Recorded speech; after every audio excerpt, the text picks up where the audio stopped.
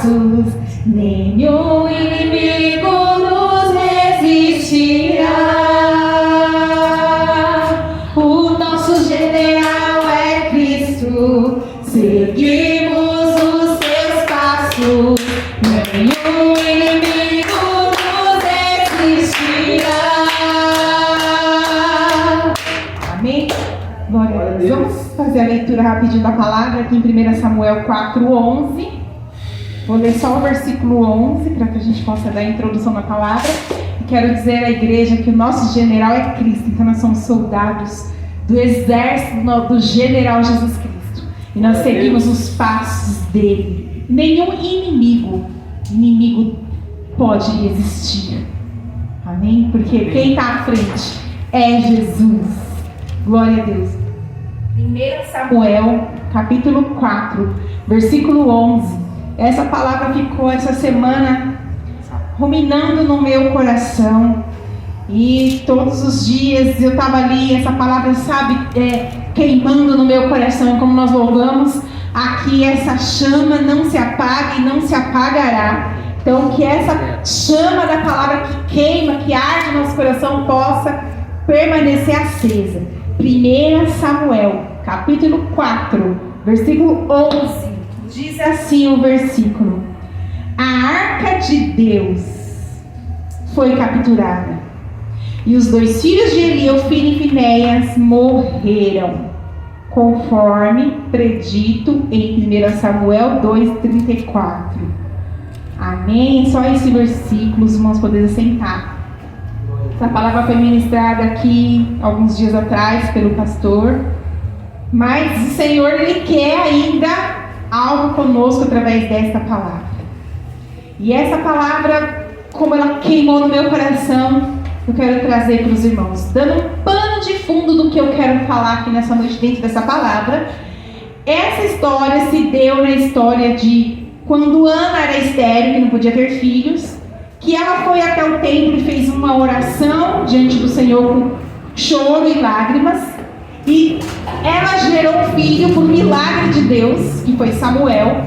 Ela entregou Samuel no templo, na mão do sacerdote, para que Samuel ficasse ali, perante Eli, sendo cuidado, ensinado, educado e para servir a Deus, para servir ao Senhor.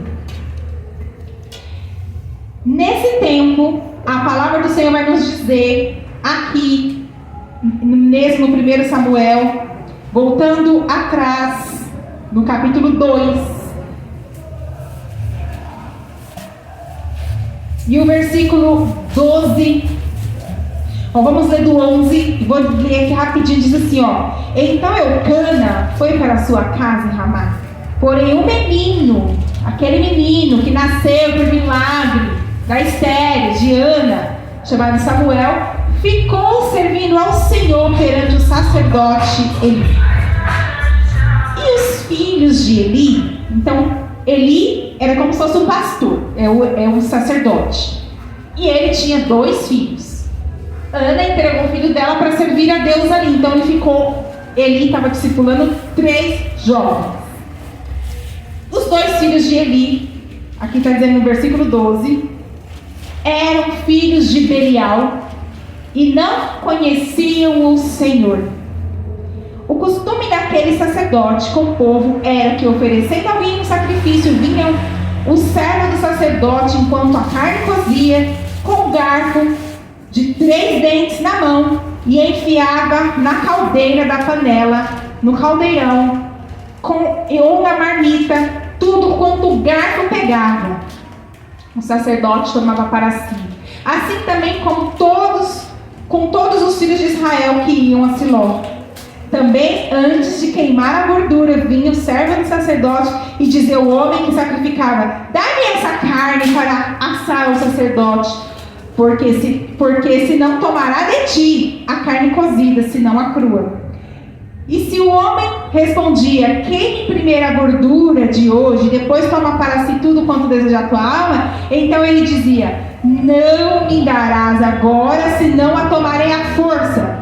Era, pois, muito grande o pecado desses 2 jovens perante o Senhor, pois desprezavam a oferta do Senhor. Eles desprezavam aquilo que era santo, aquilo que era sagrado, aquilo que Deus colocou em suas mãos. Esse era um pecado que eles cometiam, e aqui mais à frente a gente vai ver, no versículo 22, ele diz assim, ó: Eli era, porém, muito idoso, e ouvia tudo quanto seus filhos faziam a todo Israel, e como deitavam-se com as mulheres em bandos, que se juntavam à porta da tenda da congregação. E disse-lhes, pois, por que fazeis tais coisas? Porque eu ouço de todo este povo os vossos malefícios? Não, filhos meus, porque não são boas notícias que ouço. Fazeis transgredir o povo do Senhor, pecando homem contra homem, os juízes julgarão. Pecando, porém, o homem contra o Senhor, quem rogará por ele? Mas não ouviram a voz de seu pai, porque o Senhor os queriam matar. Aleluia. Mas, Ivanilde, que palavra é essa? Eu quero trazer aqui, que eu anotei, o título da pregação: a presença de Deus e a idolatria. Porque uma das origens dos outros pecados começa na idolatria. O que é a idolatria? Quando a gente deixa de adorar Deus como único, de todo o coração, de todo entendimento, de todas as forças, com tudo que há dentro de você. E muitas vezes a idolatria, ela é sutil. Antes de eu decorrer aqui para explicar direitinho a idolatria e como que é esse pecado na vida deles e como isso pode se aplicar a mim e a você, a cada um de nós, eu quero fazer uma pergunta: o que hoje é mais importante para você? O que hoje você dá a maior importância na sua vida?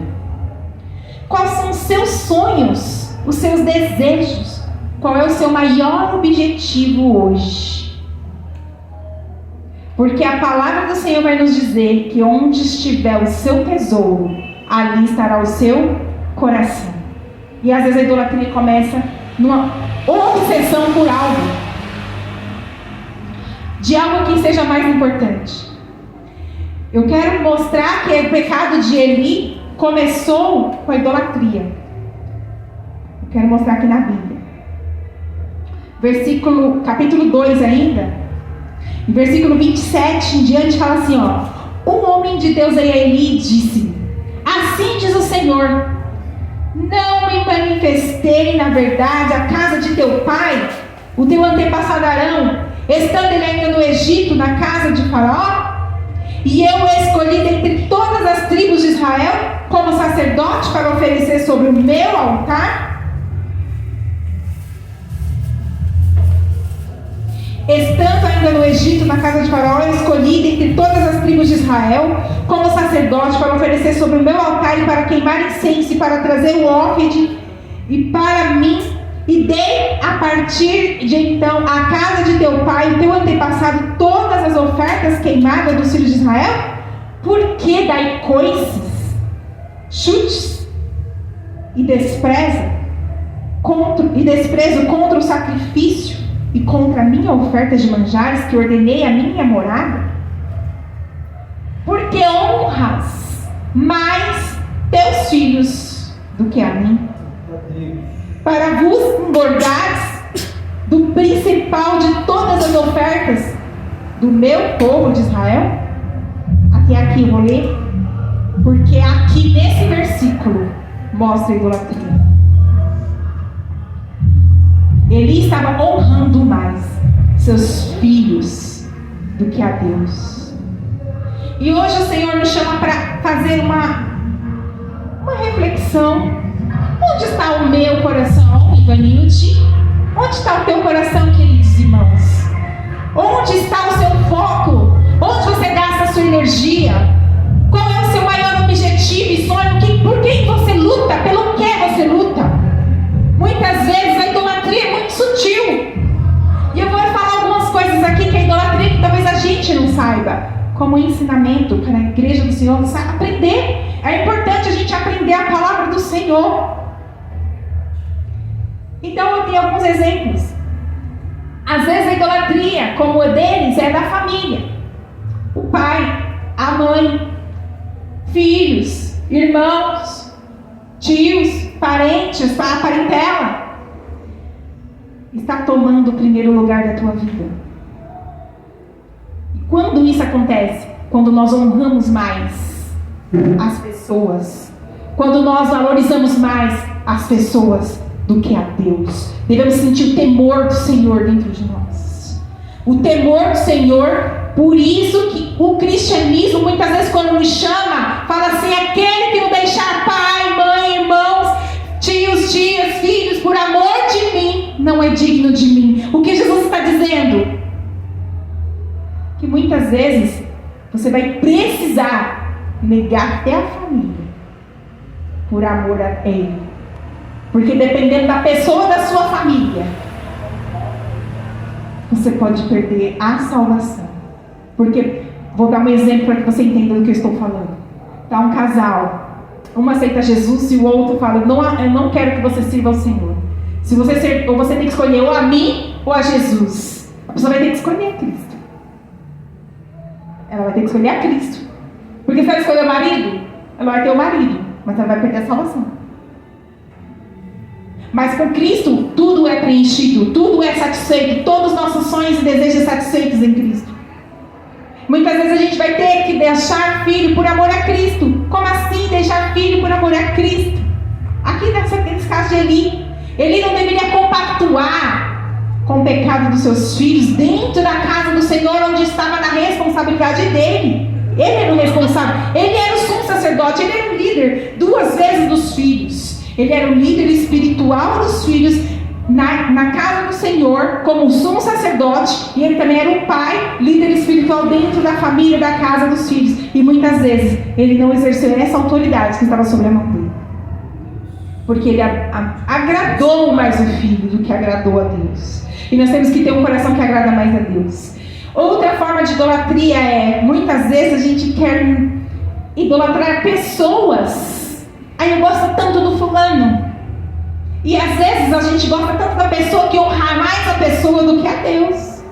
A opinião do outro vale mais do que a Deus. E eu vou mostrar para vocês uma maneira que muitas vezes a gente honra mais a opinião de pessoas do que a opinião de Deus. O que Deus disse a seu respeito? O que foi? Lembra? O que foi que Deus falou? E o que as pessoas dizem? E o que o homem diz? E o que o outro disse? O que é mais importante? Né? Muitas vezes Deus fala para você: filha, eu te amo, você é minha filha preciosa. Aí alguém vai lá e te trata com humilhação e coloca você lá embaixo. E aí você pensa assim: eu não tenho valor, eu não sou nada. E aí Deus fala assim: mas eu acabei de dizer que te amo, que você é importante e preciosa. Você está valorizando mais a palavra de um ser humano do que a minha palavra. Né? E muitas vezes Deus tem falando assim: eu que sustento, eu te darei o pão de cada dia. E está lá a situação e você está achando que não vai ter o alimento. Quando você está valorizando mais opiniões, a fala do jornal, os noticiários, os vídeos do YouTube, as notícias ruins, as coisas que você está olhando neste mundo, que as pessoas estão dizendo, e está valorizando mais essas coisas do que o que Deus falou. Quer saber o que Deus falou sobre política? Quer saber o que Deus falou sobre as nações, sobre as guerras? A Bíblia fala em várias passagens, eu posso citar várias aqui para você, que quem governa é Cristo as nações. Ele regerá as nações com vara de ferro. Ele quem governa as nações. E tudo o que está acontecendo hoje está predito já na palavra, é para cumprir as escrituras, é isso mesmo. Tem que acontecer essa mesma. Aí quando vê nação contra nação e reino contra reino, está perto do fim, é para a gente olhar para isso e não ficar desesperado, com medo, preocupado. A gente tem que crer em Cristo. Ele é o que Ele disse é mais importante. Quando a gente deixa de dar ouvidos à voz do Senhor, para ouvir outras vozes e seguir outras vozes, para seguir outras coisas, nós começamos a ter o pecado da idolatria. E do pecado da idolatria vai chamando outros pecados, porque um abismo chama outro abismo. Veja aqui os filhos de Eli, a palavra do Senhor diz que eles não conheciam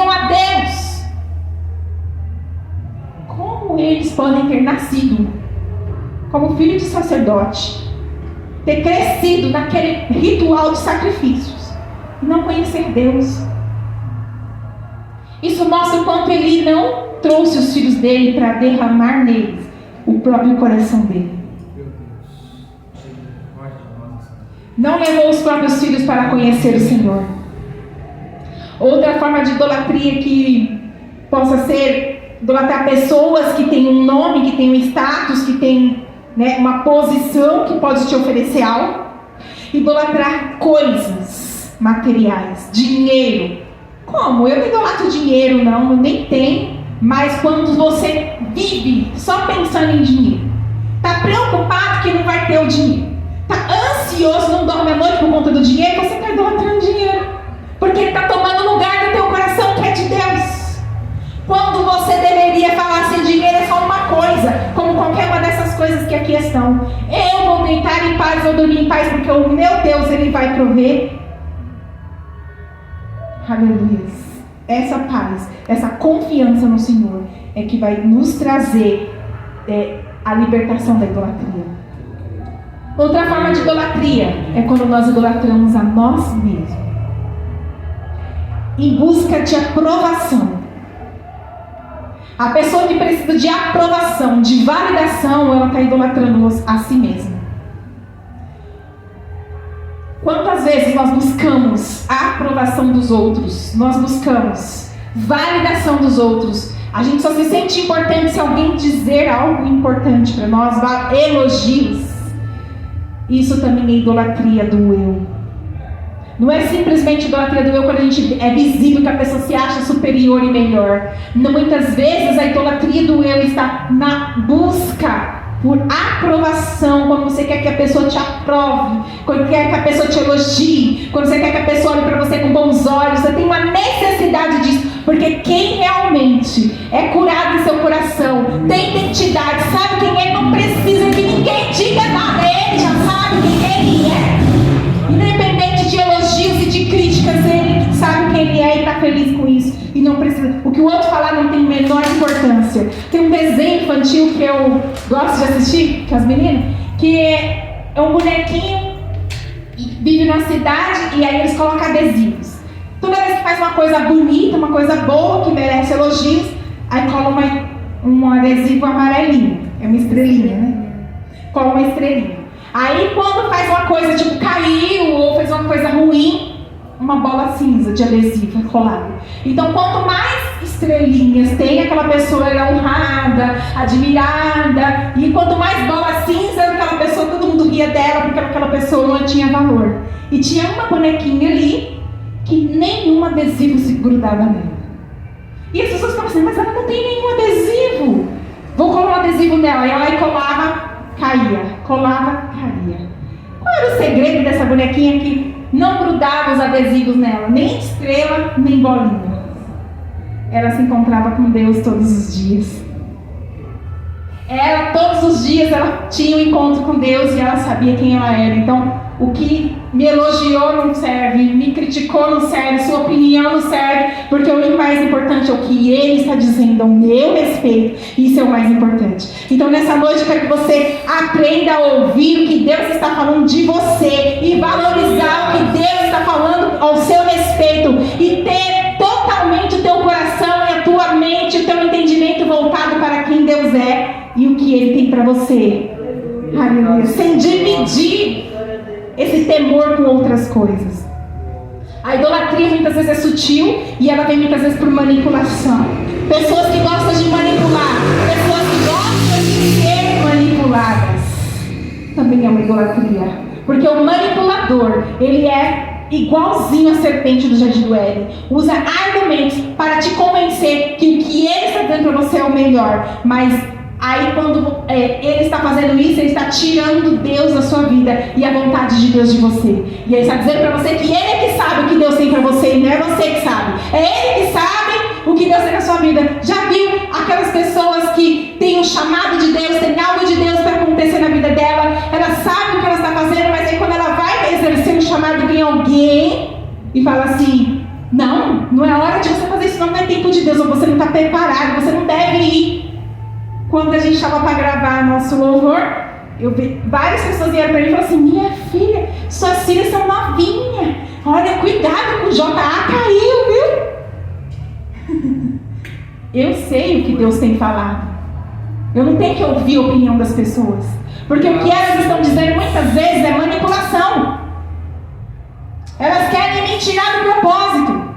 Elas querem me fazer sair da onde que Deus me chamou. Assim é com você. Muitas vezes Deus falou algo, quando você vai exercer alguém tem um conselho de pessoas que às vezes parecem ser de Deus, parece que está te ajudando, parece que está te protegendo de algo. Mas na verdade elas estão tirando você de dentro do propósito que Deus tem para você. E se você cai nessa manipulação, você também acaba idolatrando aquela pessoa, porque a opinião dela vai valer mais do que a palavra de Deus. Aleluia. Eu sei que a hora já está bem avançada, mas eu quero entregar tudo. Essa é só a primeira parte. Meu Deus. Por conta desses pecados, Aleluia. de muito tempo, Deus advertiu. Não houve arrependimento. Deus chama Samuel de noite. Samuel se levanta no meio da madrugada para ouvir a voz de Deus. E o que Deus está dizendo? Deus fala: ó Samuel, destruirei a casa de Eli, porque não me honram. Samuel passa esse recado para Eli. Eli se entristece e entende que Deus estava chamando o menino para substituir eles. E fala assim: que Deus faça segundo a tua vontade. E já no capítulo 4, onde nós lemos na abertura aqui, já vai dizer que Israel saiu. E olha que interessante. Veio a palavra do Senhor de Samuel a todo Israel. Israel saiu ao encontro, à peleja contra os filisteus e acampou junto a Ebenezer. Ou seja, veio a palavra do Senhor. Coloca aqui para mim no versículo 1. 4:1. A gente vê aqui no telão.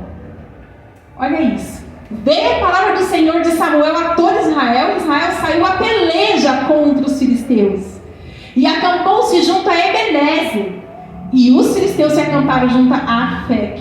Então a palavra do Senhor veio para que eles saíssem em guerra. Deus já tinha um plano. Deus tinha um plano. Então os filisteus vieram e houve uma guerra. E Israel perdeu e perdeu feio. Morreu muitos, cerca de uns 4.000 homens. Deixa eu ver aqui uns versículos. Retornando do arraial, versículo 3. Retornando o povo ao arraial, disseram os anciões de Israel: por que nos feriu o Senhor hoje diante dos filisteus? Tragamos de Siló a arca da aliança do Senhor e venha no meio de nós para que nos livre da mão dos nossos inimigos. Por enquanto só. Olha só. Eles foram à guerra, perderam a guerra feio, voltaram lamentando e foram os anciãos: por quê? Mas que será por quê, né? Uma vez que o sacerdote ali, com seus filhos, entraram em pecado e começaram a transgredir a lei do Senhor, todo Israel foi corrompido. Quando o líder começa a se corromper, todo o povo se corrompe. É um efeito dominó em cadeia. E aí eles saem para a guerra e acham que vão ganhar a guerra. E eles perderam feio e ficaram: mas por quê? Por que perdemos? Vamos levar a arca da aliança, porque pelo menos Deus já está conosco. Sabe o que isso significa? Que quando nós estamos fora da direção, quando nós não estamos adorando o Senhor como único e verdadeiro, com toda a força, com todo entendimento, quando nós estamos valorizando mais as coisas da terra, quando nós estamos valorizando mais os homens, quando nós estamos valorizando mais objetos, pessoas do que a Deus, muitas vezes quando vir guerras, perderemos as guerras e iremos a Deus perguntar: mas o que foi que aconteceu? Por que perdemos essa batalha? Aí, em vez de se arrepender, que era a chance de Israel se arrepender, sabe o que Israel fez? Tem uma ideia. A gente pega a arca da aliança e leva. Deus vai estar com a gente. Porque a Arca da Aliança é a presença de Deus. Então vamos levar. Lá vão eles e levam a Arca da Aliança. Chega no meio da guerra com a Arca da Aliança, o povo grita, o povo celebra, o povo jubila, o povo adora. E quão grande é o grito que se ouve no arraial dos filisteus.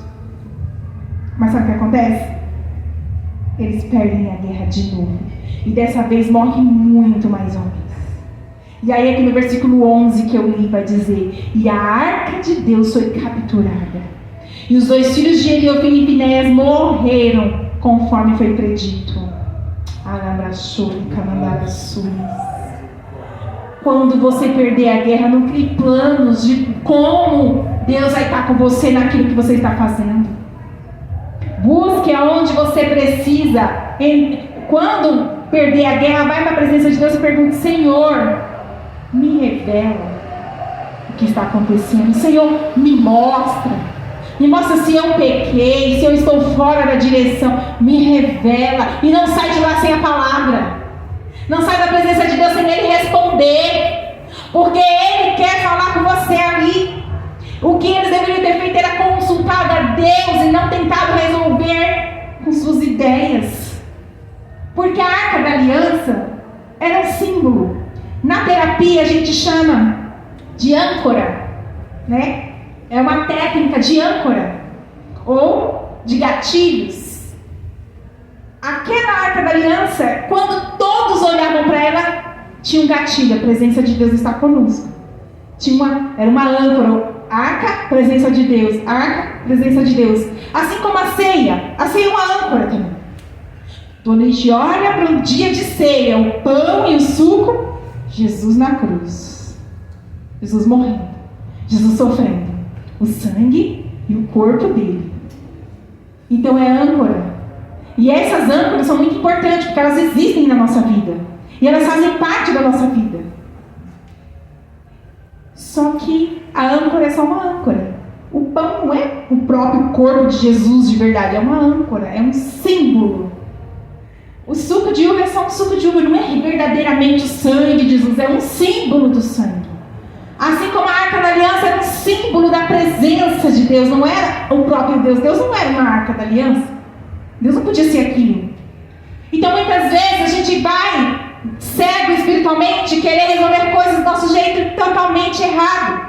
Eles achavam que Deus estava com eles porque eles tinham um símbolo da presença, mas Deus não estava com eles porque eles estavam completamente em pecados.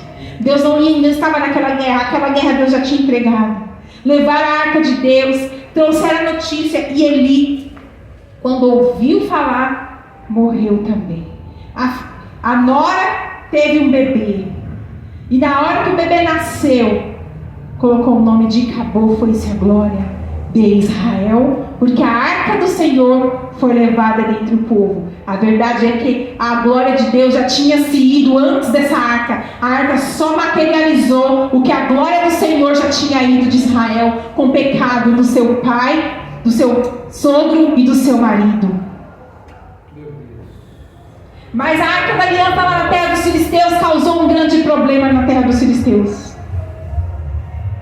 Dagon começou a se curvar diante da arca, o Deus deles, se quebrou. E sabe o que aconteceu mais? Uma praga no meio dos filisteus. Eles tiveram hemorroida, eles tiveram também ratos. Devolveram a arca do Senhor. Mas sabe o que é interessante? Enquanto a arca do Senhor estava lá, com os filisteus, já no capítulo 7, coloquei para mim, capítulo 7, versículo 3, diz assim, ó. Então falou Samuel a toda a casa de Israel, dizendo: se com todo o vosso coração vos converterdes ao Senhor, tirai dentre vós os deuses estranhos e os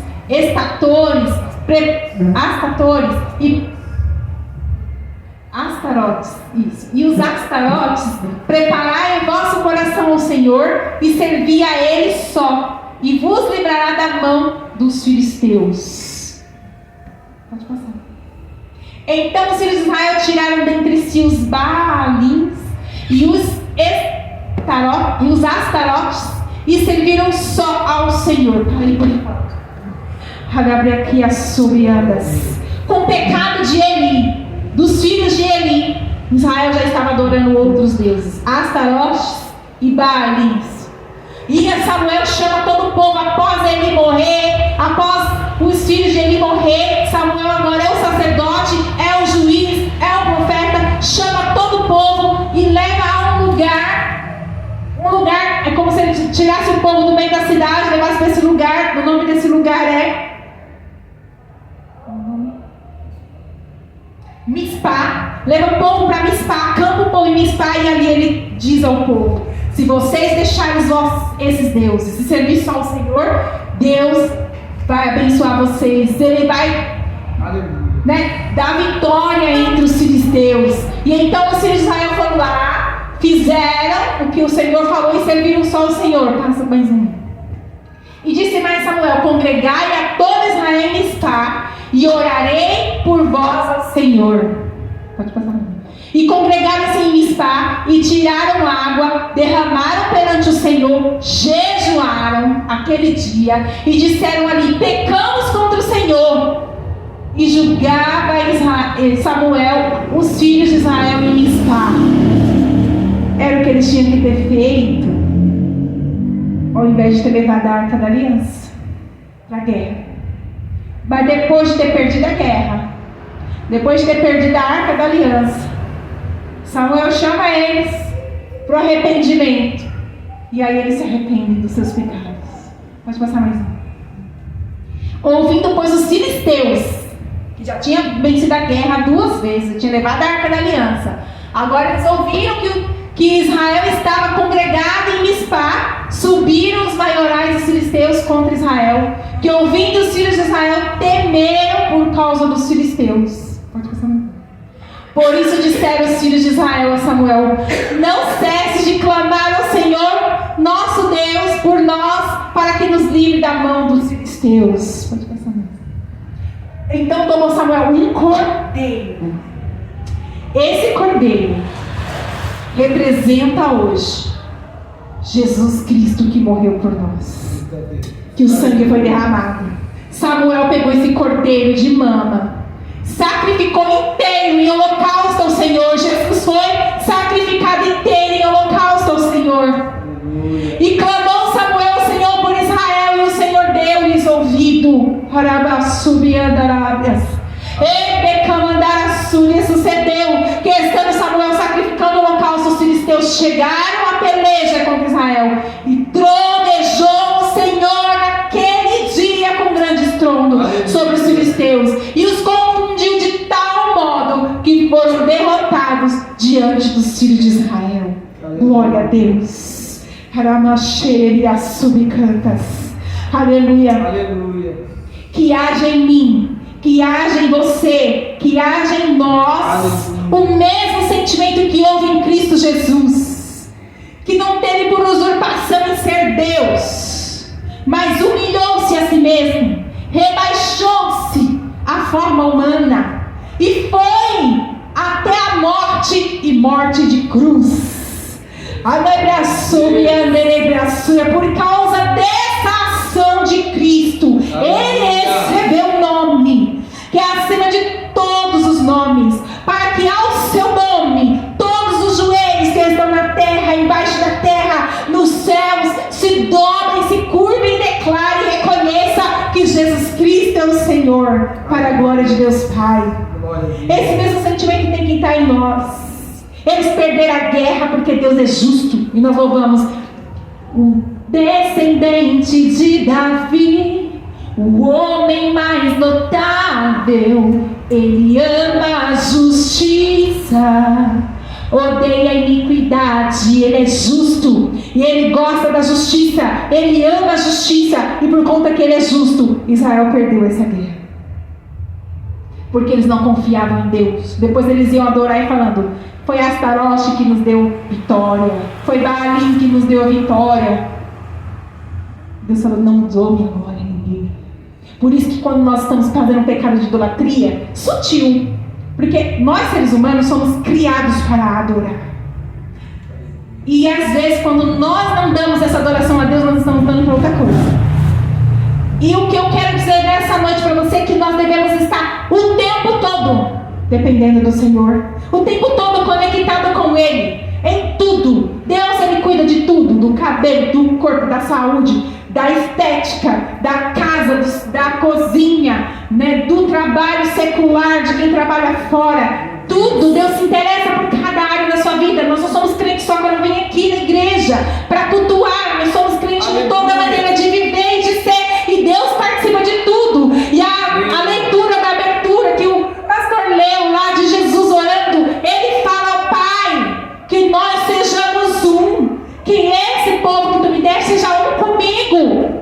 E que eu seja um com eles. Você é uma com o Senhor Jesus. Não é você e eles, são um. Isso significa ser cristão. Quando você tem essa ligação com Ele, de ser um com Ele em todas as áreas da sua vida. Ele quer entrar com você onde você anda, onde você vai, no ônibus, na rua, no mercado, em todos os lugares. Ele quer ser um com você, te usar para que brilhe a tua luz diante dos homens, e essa luz glorifique o Pai Celestial. Ele se conserta, se arrepende do pecado, e aí agora sim Deus dá vitória para eles na guerra, eles vencem a guerra. Jesus, Ele quer te dar vitória. Jesus, Ele quer te fazer mais que vencedor. Mas para isso nós precisamos ter essa ligação de um só com Ele. Abandonar todo tipo de idolatria. Talvez o Espírito Santo esteja aí te mostrando em qual área você precisa se arrepender, em qual área você precisa se colocar diante do Senhor. Nós vamos orar neste momento. Eu peço que a igreja se ponha de pé. A partir desse momento se torne um só com o Senhor. Que o Espírito Santo agora comece a trabalhar em teu ser. Se não tem na tua mente ainda nada que você precisa se consertar, peça a Ele que revele, que mostre, para que você nesse momento saia daqui agora leve, livre, cheia do Espírito Santo, cheio do Espírito Santo, conectado como um só com Ele. Para ser vitorioso nas pelejas, nas guerras, nas batalhas. Oremos. Senhor Deus, obrigado por ter morrido por nós.